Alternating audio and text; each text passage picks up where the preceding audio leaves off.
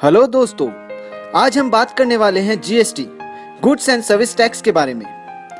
मुझे पता है आप में से कई लोग इस बारे में पहले से ही जानते होंगे कि जीएसटी 1 जुलाई से रोल आउट होने वाला है और आप में से बहुत से लोग काफ़ी नॉलेज रखते होंगे जीएसटी के बारे में। स्टिल मुझे लगा कि कुछ लोग अभी भी ऐसे हैं जिनको जीएसटी के बारे में नहीं पता, इसलिए मैंने कोशिश की है मेरे आने वाले वीडियो से जीएसटी के बारे में कंसेप्ट क्लियर कर पाऊँ। तो दोस्तों, इसमें शेयर करूंगा जीएसटी के बेसिक कंसेप्ट्स। तो जीएसटी क्या है? तो दोस्तों, GST goods and service tax. GST business करने का एक नया तरीका है। कई लोग पूछते हैं मुझे कि विशाल, क्या जीएसटी एक और टैक्स लगने वाला है? क्या ये एक एडिशनल टैक्स है? तो नहीं दोस्तों, ऐसा बिल्कुल भी नहीं है। जीएसटी को हम कह सकते हैं कि जीएसटी एक संगम है सारे इनडायरेक्ट टैक्सेस का। इंडिया में टैक्स प्रणाली 2 हिस्सों में बटी हुई है, direct tax and indirect tax.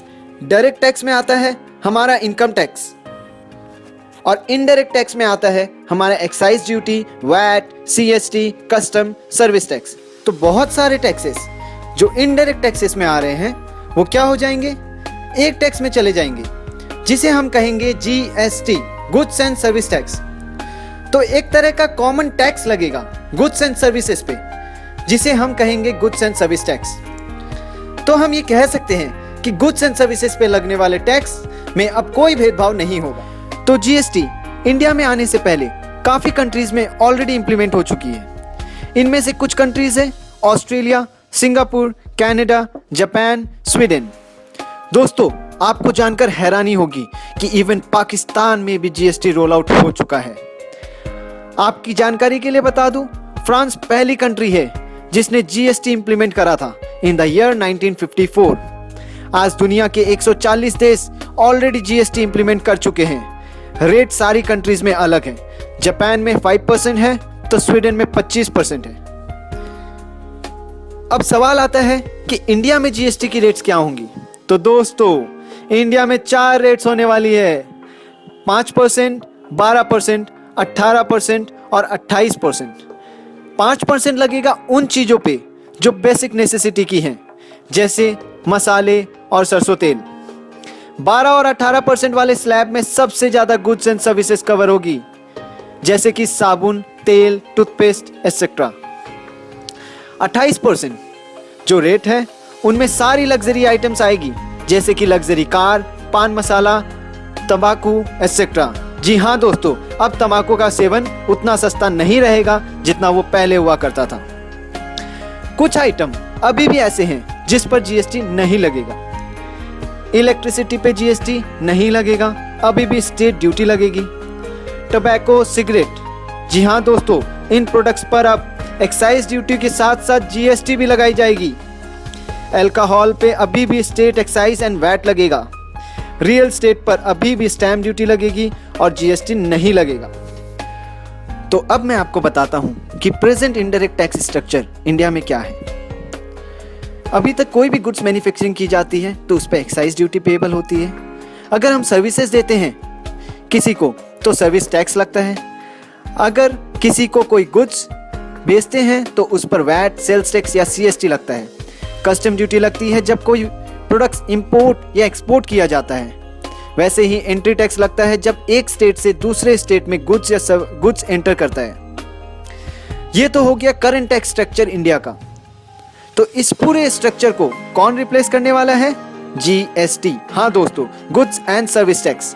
Custom duties के बहुत से कंपोनेंट्स होते हैं, जिनमें से कुछ को जीएसटी रिप्लेस करेगा और बाकी वैसे ही लगते रहेंगे जैसे कि वे अब लग रहे हैं।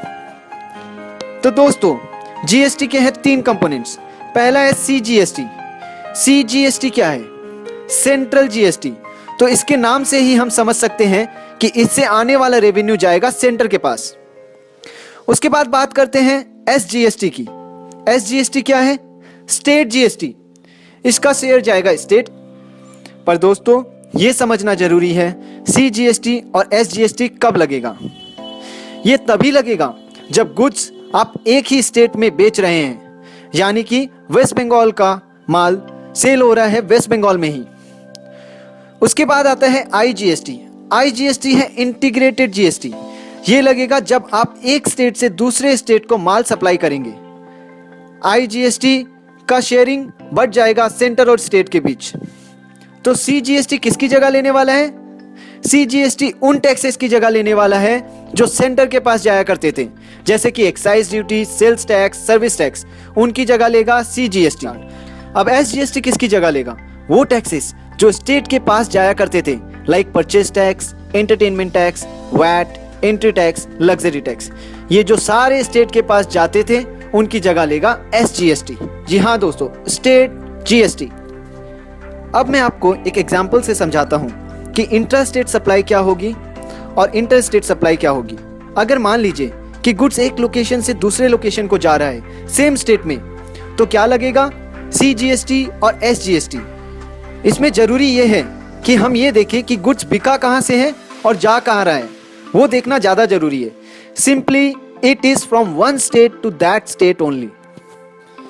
कहने का तात्पर्य ये हुआ कि गुड्स अगर एक स्टेट से दूसरे स्टेट में जा रहे हैं तो CGST और SGST नहीं लगेगा। इसी प्रकार अगर हम गुड्स वेस्ट बंगाल से दिल्ली भेजेंगे तो IGST लगेगा। इस केस में delivery of goods is relevant. अगर आप स्टॉक भी ट्रांसफर कर रहे हैं तो भी IGST पे करना पड़ेगा। और इंपोर्ट के केस में कस्टम तो देना ही पड़ेगा, साथ ही IGST भी देना पड़ेगा। अब बात करते हैं सर्विसेज की। सर्विसेज भी अगर एक स्टेट से उसी स्टेट में दी जाएगी तो CGST और SGST ही लगेगा। वैसे ही अगर सर्विसेज दूसरे स्टेट में दी जाएगी तो क्या लगेगा? यस दोस्तों, IGST। चलिए दोस्तों, अब हम एक प्रैक्टिकल एग्जांपल से समझने की कोशिश करते हैं कि करंट टैक्स स्ट्रक्चर में हमारी गुड्स की वैल्यू क्या होती है और आने वाले GST टैक्स स्ट्रक्चर में क्या हमारा गुड्स सस्ता हो रहा है या महंगा। मान लेते हैं कि इनपुट मैन्युफैक्चरर है जिसका टोटल वैल्यू एडिशन ₹100 है और इस केस में हम मान रहे हैं कि एक्साइज की दरें हैं 12.5% और वैट की दरें हैं 14.5%। तो एक इनपुट मैन्युफैक्चरर जिसका वैल्यू एडिशन ₹100 का है वो एक्साइज चार्ज करेगा 12.5 रुपये और 12.5 रुपये एक्साइज चार्ज करने के बाद वैट चार्ज होगा 112 रुपये 50 पैसे पे। तो इस तरह आप अगर देखेंगे तो टोटल इनवॉइस वैल्यू आ रही है अप्रॉक्स ₹129। अब यही गुड्स जब दूसरे मैन्युफैक्चरर, जिसको आप यहाँ पे आउटपुट मैन्युफैक्चरर बोल सकते हैं, उसके पास जाएगा तो कॉस्ट उसकी रहेगी ₹100 और वैल्यू एडिशन हो जाएगा ₹10 का। तो इस तरह 110 रुपये पे एक्साइज ड्यूटी चार्ज की जाएगी 12.5 के हिसाब से, जिसका अमाउंट आ जाता है 123 रुपये 75 पैसे। अब इस पे 14.5% वैट चार्ज होने के बाद टोटल इनवॉइस की वैल्यू हो जाती है 141.75। डीलर जब ये गुड्स को खरीदता है तो उसकी वैल्यू जो 123 रुपये 75 पैसे है, इनपुट टैक्स क्रेडिट का फायदा इसलिए नहीं मिलेगा क्योंकि डीलर मैन्युफैक्चरर नहीं है। तो 123 रुपये 75 पैसे पे ये अपना वैल्यू एडिशन मान लेते हैं 10 रुपये करता है, तो उसके बाद वैट 14.5% की दर से कैलकुलेट होगा, जो ऐड करने के बाद टोटल इनवॉइस वैल्यू होती है 153। तो आप समझ सकते हैं दोस्तों, करंट रिजिम में, करंट टैक्स स्ट्रक्चर में टोटल इनवॉइस वैल्यू जो आ रही है वो है ₹153। अब हम देखते हैं कि GST के आने के बाद क्या ये इनवॉइस वैल्यू कम होती है या ये इनवॉइस की दरें बढ़ती हैं। तो अब GST के एग्जाम्पल में हम मान लेते हैं CGST और SGST या GST की जो रेट है वो 18% है। तो इस तरह same example, same value and same input, output and dealer. Input value addition 100 rupees का हुआ है तो CGST और SGST 18% के हिसाब say that is 99 rupees for each add हो जाएंगे। तो इस तरह इनपुट मैन्युफैक्चरर का जो इनवॉइस होगा वो ₹118 होगा दोस्तों। और आउटपुट मैन्युफैक्चरर जिसके लिए कॉस्ट ऑफ गुड्स 100 रुपये है, वो इसमें अगर वैल्यू एडिशन 10 रुपये करता है तो फिर हम CGST और SGST चार्ज करेंगे 9% के हिसाब से। तो इस तरह हमारी अमाउंट आ जाती है 129.8। दोस्तों अगर इसी लेवल पे आप कंपेयर करेंगे करंट टैक्स स्ट्रक्चर से तभी आपको डिफरेंस दिख जाएगा। करंट टैक्स स्ट्रक्चर में 141.75 आउटपुट मैन्युफैक्चरर की इनवॉइस का वैल्यू हो रहा है, जबकि GST के स्ट्रक्चर में इट्स 129.8। अब आगे बढ़ते हैं डीलर को जब ये गुड्स मिलता है इसकी कॉस्ट रहती है 110। ये पूरा आईटीसी क्लेम करता है और मान लेते हैं 10 रुपये वैल्यू एडिशन करता है जो कि हो जाती है 120। उसके बाद 9% CGST 9% SGST चार्ज करने के बाद इसकी वैल्यू अराइव होती है ओनली ₹141.60। जी हाँ दोस्तों, GST के आने के बाद इनवॉइस की वैल्यू एब्सोल्युटली कम हुई है।